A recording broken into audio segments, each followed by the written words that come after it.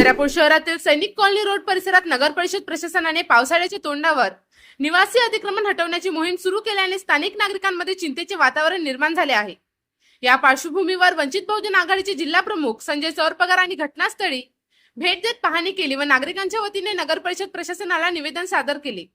सैनिक कॉलनी परिसरातील माजी सैनिक व रहिवाशांनी स्वतःहून रस्ता 40 फुटी करण्यास सहमती दर्शवली असल्याचे सांगण्यात आले। मात्र नगर परिषद प्रशासनाने हा रस्ता 50 फुटीच करण्याचा आग्रह धरल्याने अनेक निवासी बांधकामावर कारवाईची शक्यता निर्माण झाली आहे।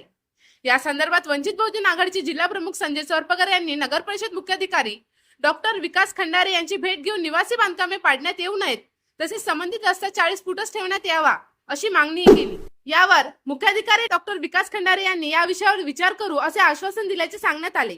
दरम्यान नगरपालिकेने 50 फुटी रस्त्याचे निर्णय कायम ठेवून नागरिकांवर अन्याय केल्यास वंचित बहुजन आघाडीच्या वतीने सर्व प्रभावित नागरिकांना सोबत घेऊन तीव्र आंदोलन छेडण्यात येईल असा इशाराही संजय चौरपगार यांनी केला।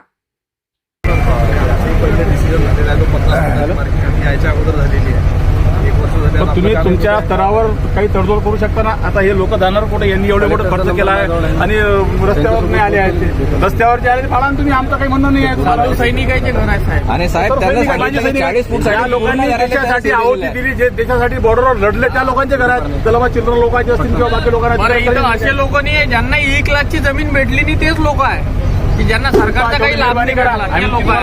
कारण आले येऊन भेटली